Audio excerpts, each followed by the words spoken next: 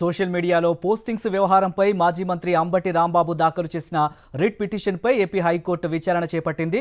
తానిచ్చిన ఫిర్యాదుపై అంబటి రాంబాబు ఇన్పర్సన్గా వాదనలు వినిపించారు. అనంతరం ఆయన మాట్లాడుతూ పట్టాభిపురం పోలీస్ స్టేషన్ పరిధిలో 5 కంప్లైంట్లు ఇస్తే 4 కేసులు మాత్రమే నమోదు చేశారన్నారు.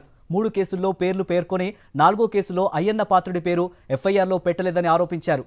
లోకేష్ వైఎస్ జగన్పై చేసిన పోస్టులపై ఫిర్యాదు చేస్తే కనీసం కేసు నమోదు చేయలేదని విమర్శించారు. కాగా కంప్లైంట్లో కేసు ఎందుకు నమోదు చేయలేదన్న వివరాలతో కౌంటర్ దాఖలు చేయాలని ప్రభుత్వ తరఫు న్యాయవాదిని ఏపీ హైకోర్టు ఆదేశించింది. తదుపరి విచారణను 2 వారాల పాటు వాయిదా వేసింది.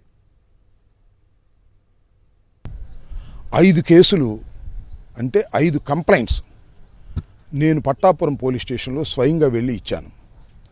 అవన్నీ సోషల్ మీడియాకు సంబంధించినటువంటి కేసులు.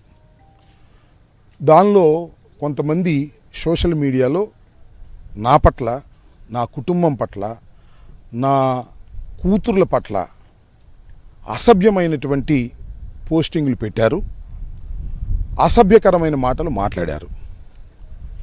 దాంతోపాటు మా నాయకుడైనటువంటి జగన్మోహన్ రెడ్డి గారి మీద, ఆయన కుటుంబ సభ్యుల మీద కూడా మార్ఫింగ్ చేసి వారు సోషల్ మీడియాలో ఎక్స్లోను అదేవిధంగా ఫేస్బుక్స్లోనూ పెట్టారు.